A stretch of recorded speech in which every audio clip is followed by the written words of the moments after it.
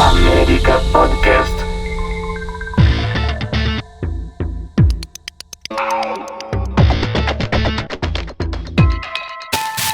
ARP Podcast, série finalista Salão ARP 2019, episódio 2, o futuro da liderança.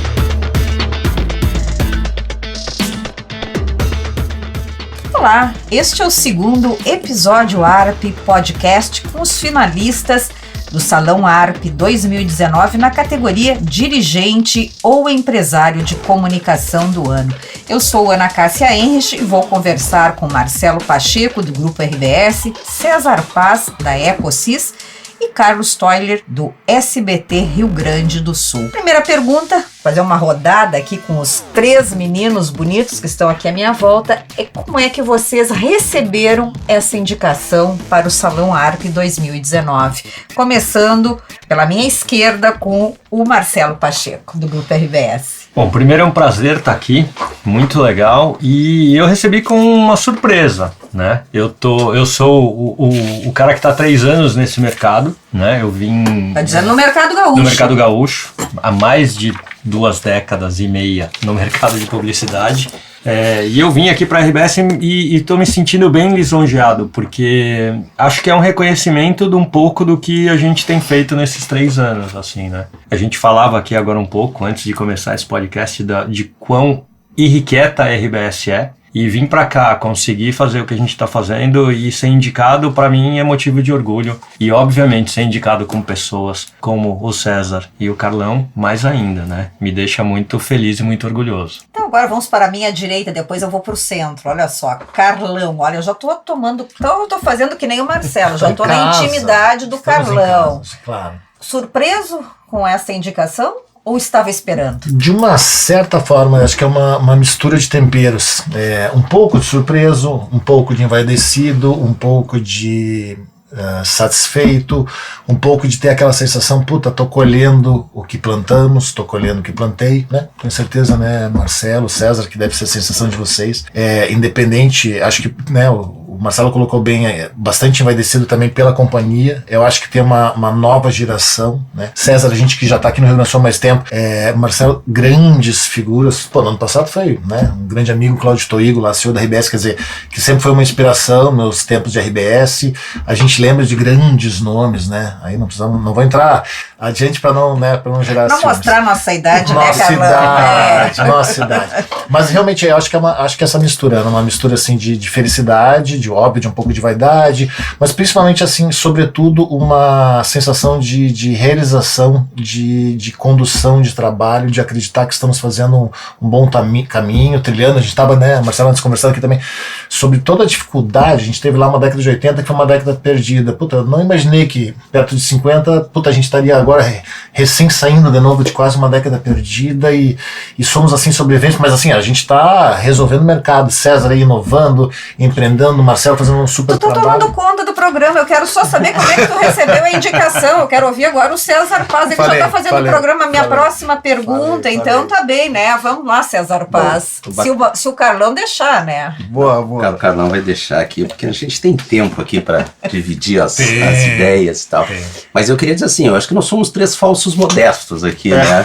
Porque, claro que é uma honra, né? Assim, a gente trabalha por diferentes propósitos e objetivos, né? Mas quando o mercado olha e diz, puxa vida, né? A gente está a fim de homenagear aqui alguém que tem um trabalho relevante, que por algum motivo, né, se conectou aí com alguns valores e princípios de um prêmio qualquer, seja ele qual for, né? Eu acho que a gente sempre tem que aceitar isso como uma grande deferência, né? Um prazer e uma honra e valorizar isso, né? E no momento eu acho que também a própria ARP como entidade se reinventa, né? Começa a criar aí conexões um pouco diferentes, o mercado observa isso e a gente acaba sendo indicado, né? Eu sempre trabalhei um pouco na contracultura, talvez aí do modelo tradicional da propaganda, né? Muito nesse universo da comunicação digital e nunca tive muito próximo, assim, mas, quando surgiu meu nome, é lógico, né? Fiquei super feliz e a partir daí eu digo, não, então estamos aqui, né?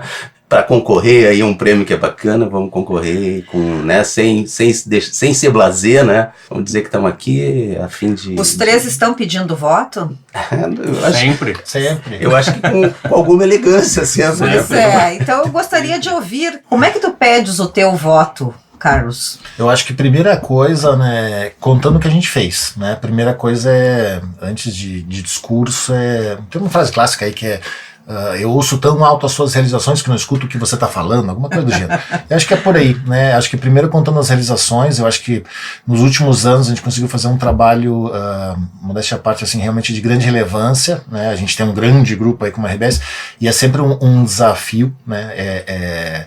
Eu disputei isso na reunião lá dos vencedores do ano passado, o SBT foi veículo do ano passado e tal, e concorrendo de novo esse ano. É sempre um desafio a gente sair construir uma elevação em relação às questões do mercado, né? E a gente está num fenômeno de sendo ponta de lança aí de uma transformação, todas as atividades estão passando pela sua uberização, a comunicação ainda mais. Então a gente está tendo que se reinventar, quer dizer, de uma plataforma de televisão para uma plataforma de vídeo, né? De ser líder no YouTube no mundo, líder de TV aberta, quer dizer, que monetiza com propaganda, com assinatura, quer dizer, então as alternativas são infinitas, né? Então a gente, eu acho que ocupou muito bem um espaço na questão do localismo, em questão de ser uma televisão de audiência, independente se está na televisão, está na internet, no Facebook ou no YouTube, mas conteúdo em vídeo, relevância local, conseguimos construir grandes nomes, Felipe Vieira, André Har, Débora de Oliveira, que é o gaúcho, né, Marcelo César, quer saber muito do que é daqui, então a gente construiu essa, digamos, eu diria assim, uma segunda grande via, né, que esse mercado ele já foi mais polarizado, quer dizer, os grupos já tiveram mais forças, eu acho que o SBT ele vem nos últimos anos se reinventando muito rápido, e também acreditando muito, eu brinco lá no SBT que a gente vende de tudo, inclusive o SBT.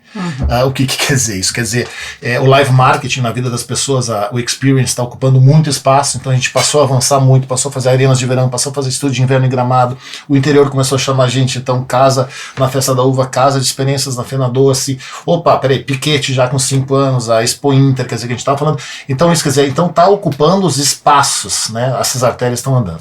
Marcelo, estás te dirigindo agora para os jurados. Os jurados. Não, eu concordo com o que o Carlão falou. Eu acho que a gente aqui é reflexo de um trabalho que a gente construiu, obviamente. E o mercado está sim sob ameaça de todas as formas, né? Então, acho que a primeira coisa que está acontecendo, e eu sou um cara muito partidário de competição. Eu acho que concorrência é bom em qualquer mercado. Todo mercado que não tem concorrência, ele fica estagnado. A gente viu isso em várias indústrias. A indústria automobilística no Brasil era fechado e a gente não tinha nada de bom. Hoje a gente tem o Onix, que é uma plataforma global que sai daqui. Então, eu gosto dessa história da competitividade e é bom que todos os veículos cresçam. Porque todos os veículos aparecendo, você tem um mercado maior, você disputa fatias maiores. Então é muito legal ouvir o que o SBT está fazendo, o que outros veículos estão fazendo. Essa ameaça do digital, eu passei por uma empresa grande digital, né? Eu tive 2 anos no Facebook e eu vi como é a cultura desses caras. É totalmente diferente da nossa cultura. A velocidade de resposta não é igual à velocidade de resposta que a gente tem nas ditas empresas tradicionais ou como a gente gosta de chamar, essenciais. Então, por conta disso, todo o mercado está em transformação. O nosso foi juntar uma empresa, que é uma empresa gigante, né, que tem toda a plataforma de televisão, rádio, jornal e mais o digital embaixo de um guarda-chuva só. O que foi um movimento, nos últimos 2 anos e meio, hercúleo, assim, porque tem muitos tentáculos dessa história. Então, acho que a minha indicação vem muito de um reflexo disso, assim. Eu levo isso, primeiro, o prêmio, a indicação, como obviamente, como uma honra. Agora, profissionalmente, é uma escola isso que a gente está fazendo, entendeu? É uma escola observar o que está acontecendo no mundo e você implementar modelos diferentes. Não tem certo e errado nesse mundo hoje em dia. Tem o teste e o que você depois comprovar o que era a sua ideia lá atrás, qual era o conceito que você está fazendo. Então, integrar uma empresa foi um desafio, montar produtos novos foi um desafio, juntar redações foi um desafio, então juntar a redação da Gaúcha com a da Zero Hora foi um super desafio. E aí tem os reflexos de tudo isso, porque a gente precisa se sustentar, né? E para se sustentar, você precisa ter um mercado grande, robusto, Porque cada vez mais você continua fazendo investimento, né? A gente agora fez um investimento parrudo no interior para fazer uma forma de produção de conteúdo muito mais moderna, muito mais ágil e que não tenha dependência de locais físicos, porque o mundo, as coisas estão acontecendo no mundo a qualquer momento. O mundo é líquido, né? O mundo é líquido e o celular transformou a nossa relação com essa questão. Hoje todo mundo é um produtor de conteúdo, né? Com uma câmera num celular de 4K. O que não deixa de ser um perigo. Eu gostaria de ouvir um pouquinho agora a defesa do César Paz, mas depois eu acho que a gente pode voltar um pouco para falar desse mundo líquido e desse mundo que está sempre se transformando e para onde que nós vamos. Essa metáfora da liquefação aí do Bauman é Bauman é o cara, né? Tem potência, né? Mas de qualquer forma, assim, vamos lá. Eu acho o seguinte, eu tenho, né, para alguns amigos eu mandei aí o pedido do voto, né, com uma hashtag que dizia o seguinte: o mercado já mudou, né, porque a gente fala desse mercado em transformação, na verdade o mercado já está transformado. E esse mercado transformado, ele faz com que algumas organizações e alguns agentes, né, dessas organizações, de repente, nesse mercado já transformado, fiquem refém das mudanças. Outros não, outros têm uma capacidade de inovar.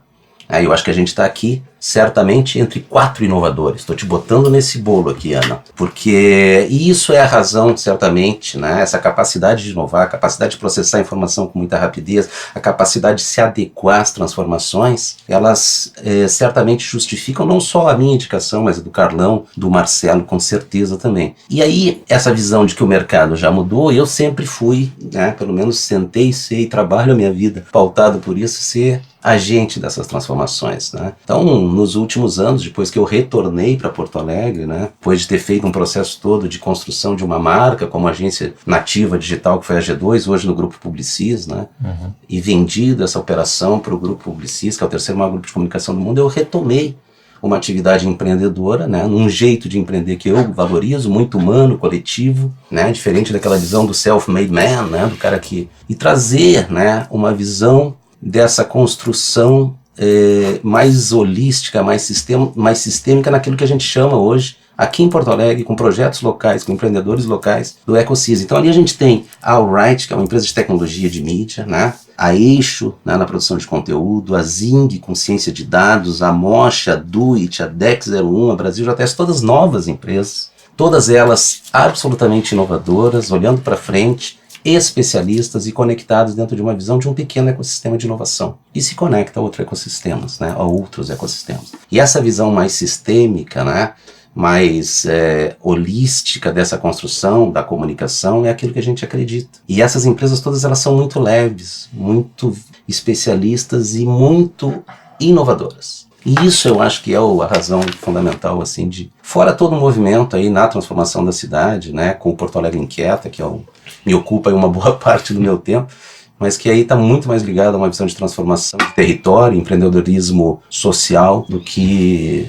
o dia a dia da nossa atividade empresarial, né? Então acho que é por aí. Os 3 estão concorrendo na categoria dirigente ou empresário de comunicação do ano. O que é preciso hoje para empreender, para ser um bom empreendedor neste Brasil com esta volatilidade, coragem. Tá bem, que mais? Então vamos lá, quero saber de vocês. Eu acho que o Brasil é um país de oportunidade, né? Este é o Marcelo Pacheco. Eu acho que o Brasil é um país de oportunidade, né? Se você mostrar a palavra crise para o chinês, ele vai ler oportunidade, né? Ele ideograma. Se você mostrar a palavra crise para o chinês, ele vai ver oportunidade. A gente tem uma super oportunidade. É super difícil ser empreendedor. E o Rio Grande do Sul tem uma coisa interessante, assim. Eu vivi minha vida inteira em São Paulo, né? Com grandes empresas e tal. O Rio Grande do Sul tem uma pegada, uma veia empreendedora muito legal. É muito legal participar do mercado regional e ver o poder que o Rio Grande do Sul tem de empreender. O César tá aqui, um empreendedor, meu. Agora, o gaúcho, ele teve uma época, vamos ver se o César e o Carlos, que estão mais aqui, digamos, com os pés mais fincados aqui, o César também já foi, mas os dois,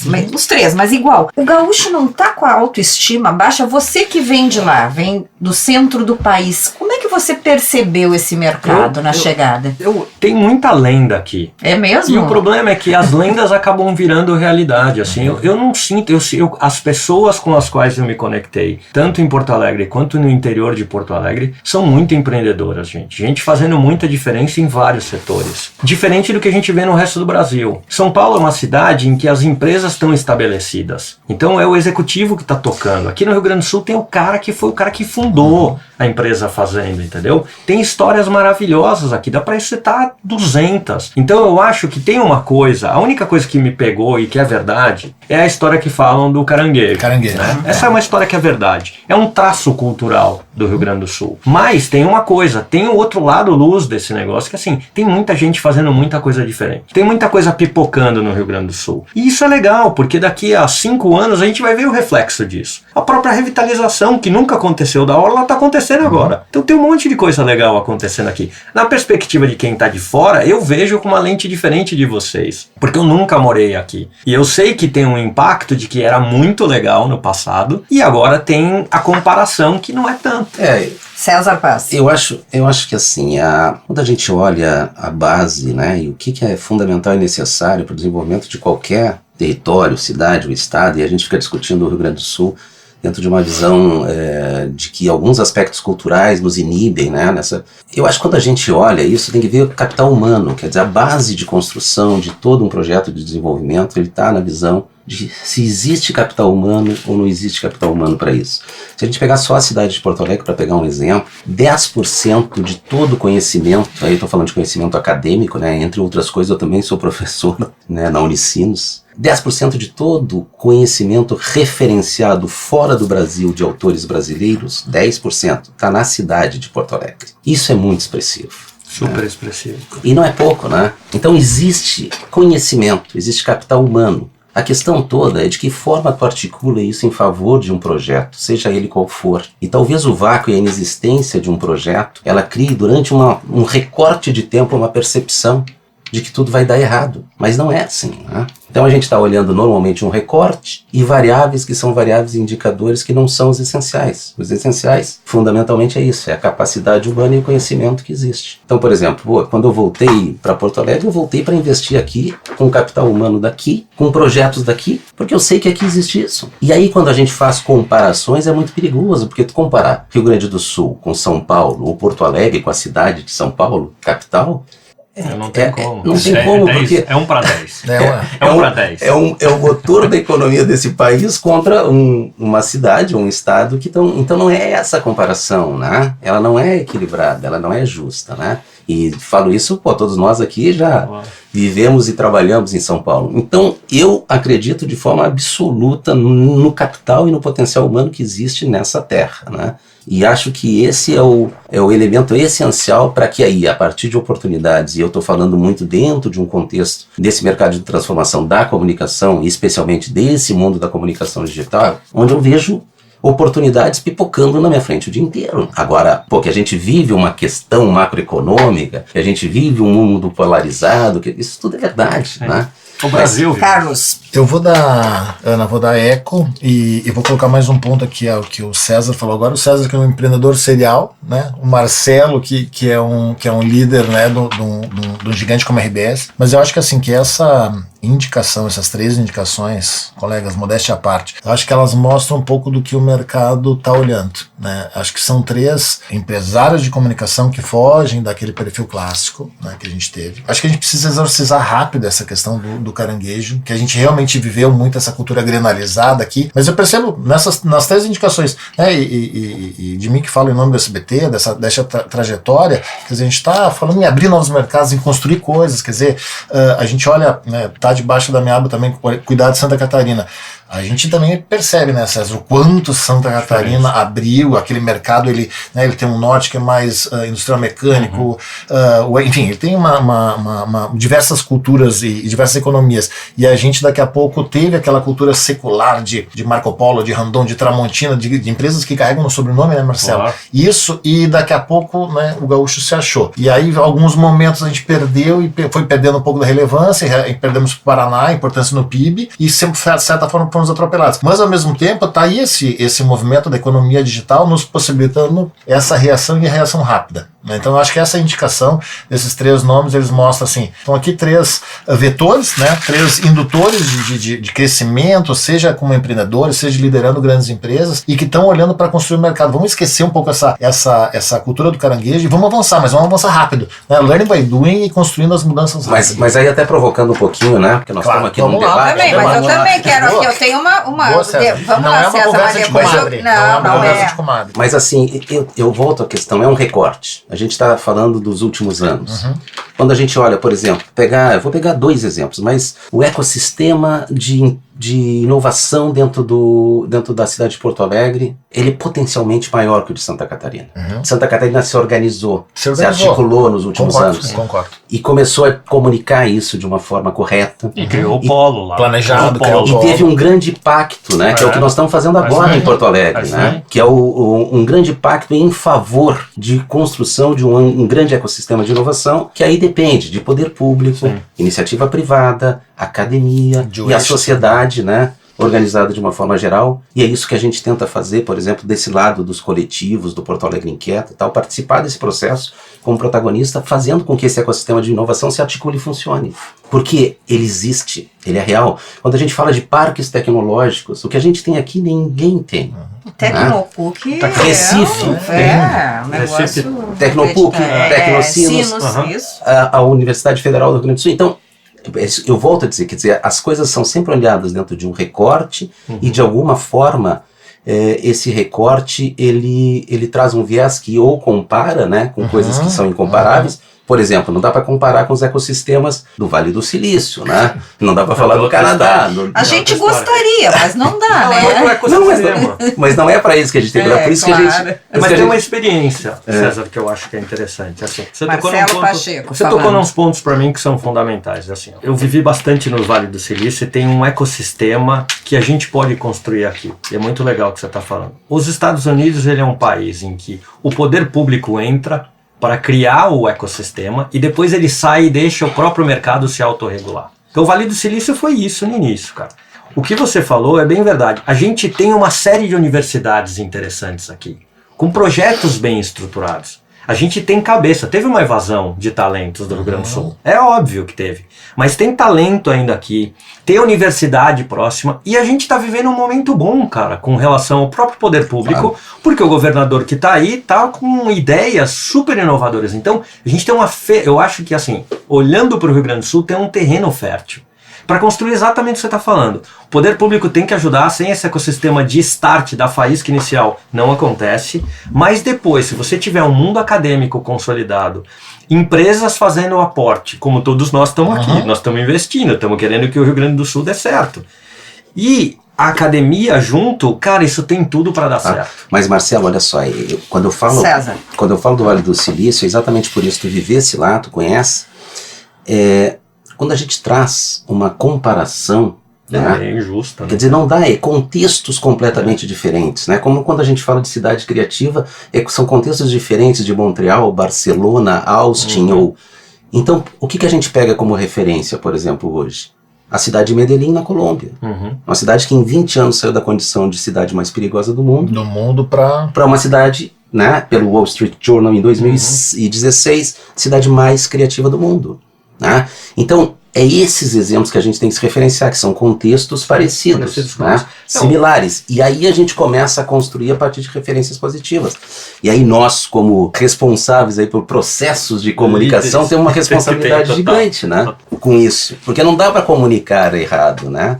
E criar falsas ilusões ou falsos dilemas, né? A verdade qual é? A gente tem nessa terra capital humano, conhecimento, né? Talento e, num determinado momento, perdemos a capacidade de articulação e de construção de projetos, né?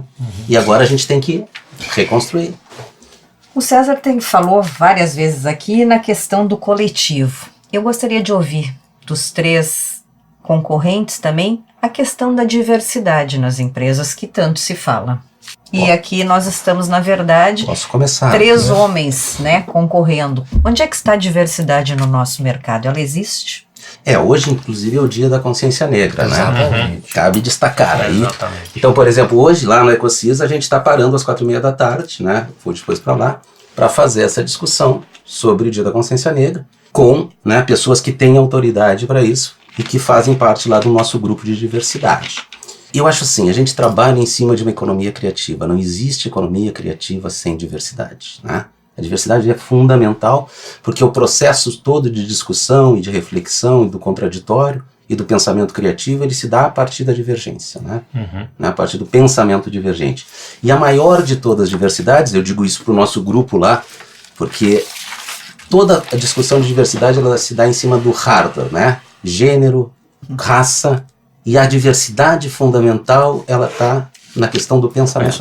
Então a diversidade de pensamento é a grande questão, né, quando se discute diversidade, para mim, desde que eu entendi isso. Que eu também discuti a diversidade em cima de hardware. E a diversidade de hardware ela é mais fácil de tu entender e de tu estabelecer aí parâmetros e referências. Mas a diversidade de pensamento não. Até porque, né, é software, né? E aí essa é a mais difícil. E é por isso que a gente vive essa polarização, né? Esse é o problema que a gente tem hoje no Brasil. A polarização está fazendo com que você não tenha o contraponto, que é a coisa fundamental. Só para voltar, eu acho que tem 3 homens aqui, mas eu tenho pares brilhantes dentro da RBS. A Diara é uma delas, a Eva Diara é uma delas. Peterle, isso. A Eva tá lá, é a nossa responsável por todo o RH. Eu acho que a gente tá, o mundo tá vivendo essa questão, né? Tem uma geração nova vindo e nos pressionando com relação a essas questões. Eu faço até uma apresentação de vez em quando que fala a metamorfose das gerações, desde os baby boomers até onde a gente chegou agora. E isso está acontecendo na sociedade como um todo. E o que a gente vê eu concordo com você em gênero, número e grau, César, é assim. A diversidade de pensamento é o mais importante que a gente deveria estar se deparando no Brasil. Mas o problema que a gente tem é que a rede social criou as bolhas. O algoritmo faz você ficar só com um lado da história e não com o outro. Esse é o maior risco que a gente está correndo no Brasil. Porque a gente pega as pessoas que estão olhando uma informação sem ver o contraponto. Esse é o maior risco que a gente tem. Você começa a ficar cada vez mais pobre, porque você só olha o que você vê. O que você quer ver. E você não olha o outro lado para te dar esse start de ter uma perspectiva diferente aqui. A gente na RBS fez um trabalho muito legal. A gente pegou o que a gente achou que, como é que a empresa deveria ser. A gente criou um projeto chamado Conexões, muito grande lá, E foi muito legal, foi liderado pelo Marcelo Leite, pelo pessoal de comunicação.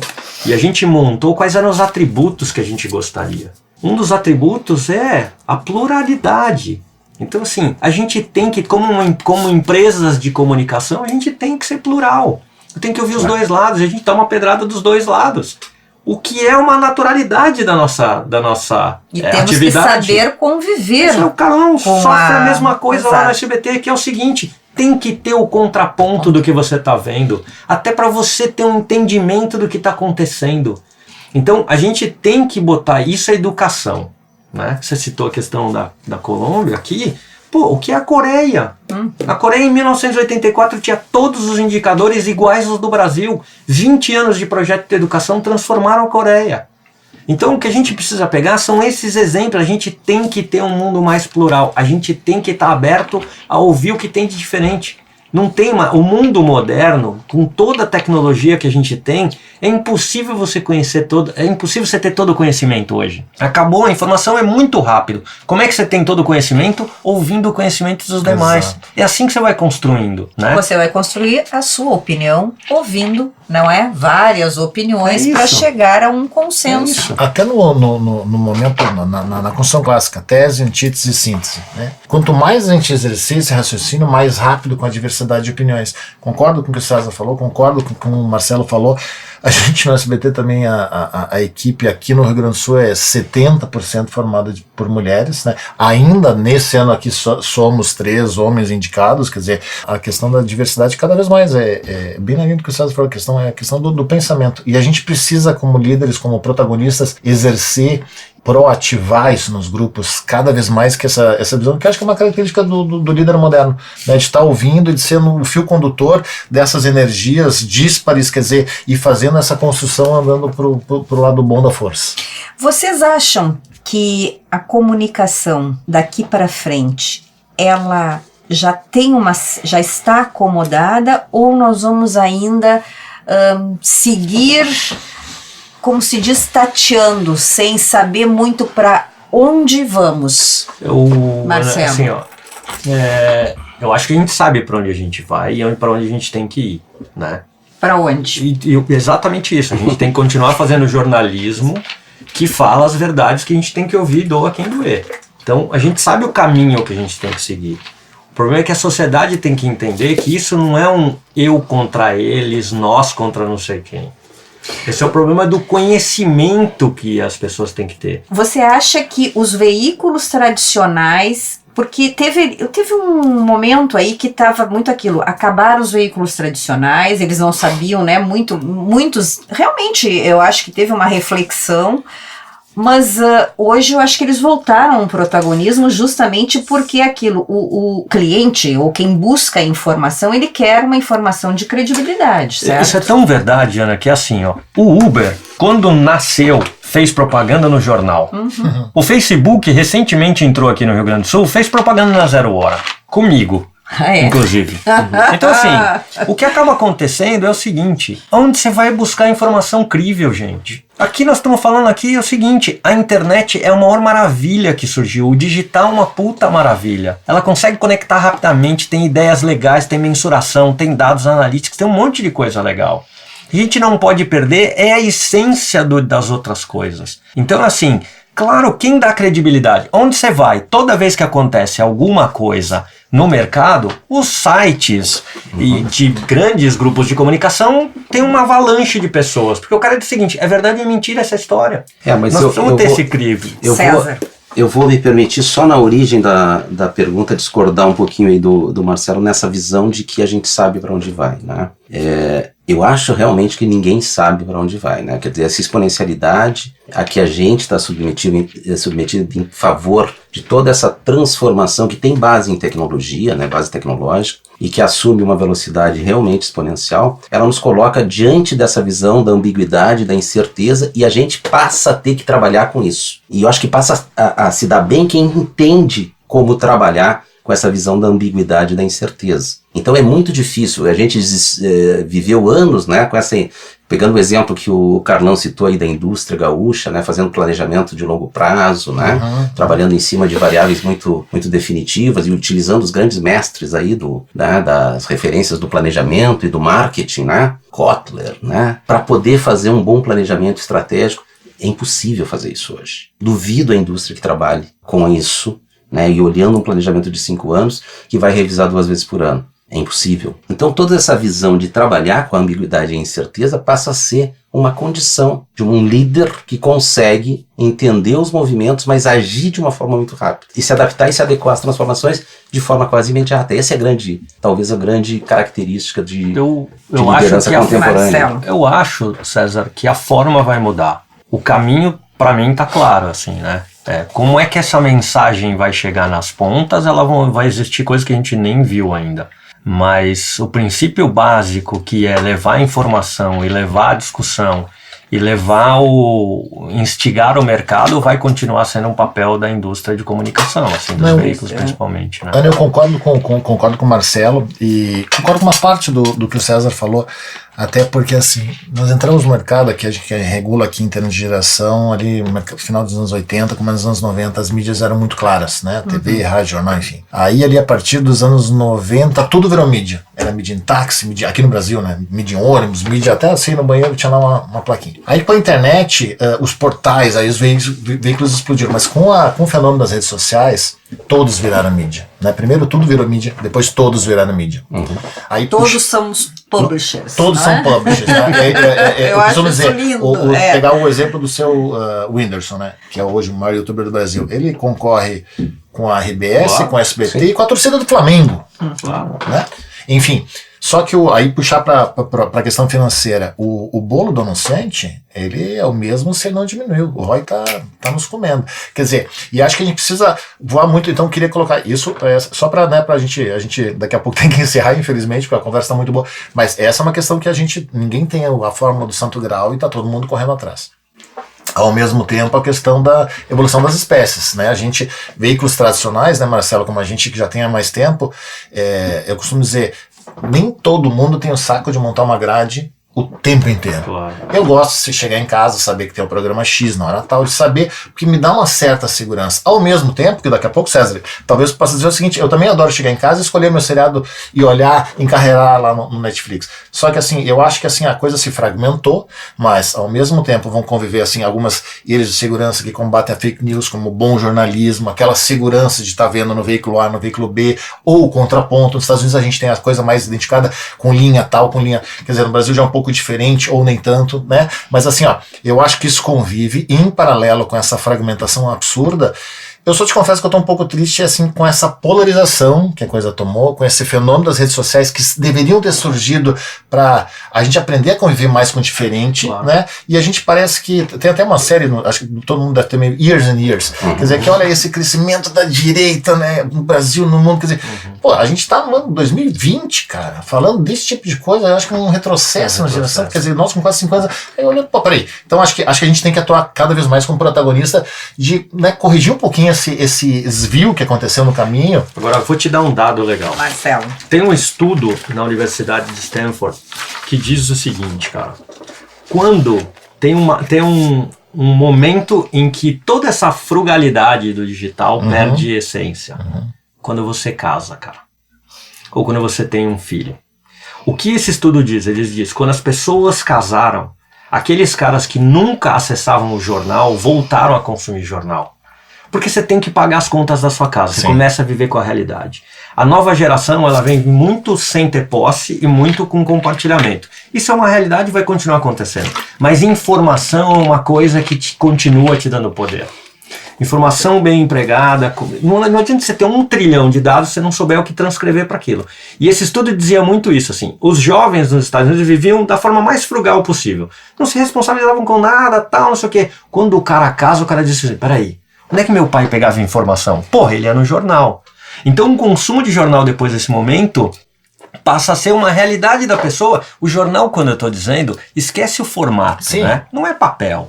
É no aplicativo, a informação incrível que o cara diz assim, cara, isso daqui eu confio. E aqui eu vou basear minha decisão. Eu só acho que a gente tem que ter o cuidado para não atribuir única e exclusivamente aos grandes, né, os grandes veículos a responsabilidade pela informação de confiança, né, a informação que não é fake news. Porque a gente vai encontrar, né, nesse mundo completamente fragmentado, fontes confiáveis de informação que são informações quase, né, de pessoas se tornando mídia, né, como são creators, influencers que têm credibilidade, que, né, saíram, inclusive, a maioria deles, de órgãos de imprensa.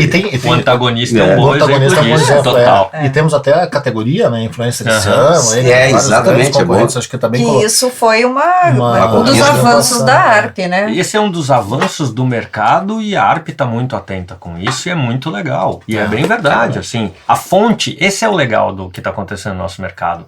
A fonte não é mais de um para vários. Isso. Pode ser de vários para vários. Marcelo, só para... Vamos ter que encerrar, cara. A gente vai pedir para a ARP continuar fazendo esse programa aqui, viu? Claro, gosto de quero mais. Liga para a ARP lá. Vamos ligar para a ARP. Dá uma esticada. Vem cá, estamos os 3 à disposição também, né? Se quiserem saber mais das nossas plataformas, isso aí, nos conectem. Mas tu não... Não, Ana, eu não ia provocar que era. O Marcelo falou aqui do estudo, eu achei que fosse. Que é, na verdade, das grandes tendências, a questão da humanização. Né? A gente tem uma corrente, a gente viveu essa acelerada corrida praticamente desenfreada da tecnologia. E eu achei que o estudo fosse isso também. Que também é um negócio que a gente está vivendo muito forte, né? Tem uma filha de 4 anos, quer dizer, todos nós aí estamos. E olhando, mas essa característica da humanização, a gente conseguir entender o que é a tecnologia. A gente fez um evento semana passada, que é o STAT, né? STAT, e aí um dos caras falou assim, justamente isso, na Fábrica do Futuro. Quer dizer, tem o algoritmo e o bem-goritmo e o mal-algoritmo, né? Mas por trás de toda a máquina tem um ser humano, né? Que isso é o mais interessante. Então, este foi o 2º episódio ARP Podcast, com os finalistas da categoria Dirigente ou Empresário de Comunicação do Ano. Eu conversei com César Paz, da Ecosys, Marcelo Pacheco, do Grupo RBS, e Carlos Toiler, do SBT-RS. E eu desejo aos 3 muita sorte, mas vocês já são vencedores. Parabéns. Obrigado, muito obrigado. Muito obrigado, né?